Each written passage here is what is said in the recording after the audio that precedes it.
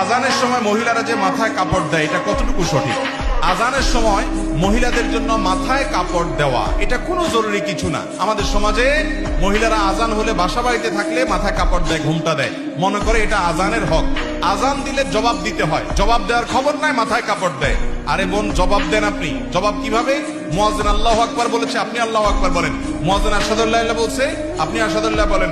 কুলু বিসলামা ইয়াকুলুল মুয়াজ্জিন, মুয়াজ্জিন যা বলছে আপনি হুবহু তা বলেন। শুধু হাইয়া আলাস সালাহ, হাইয়া আল ফালাহ যখন মুয়াজ্জিন বলে তখন লা হাওলা ওয়ালা কুওয়াতা ইল্লা বিল্লাহ বলেন।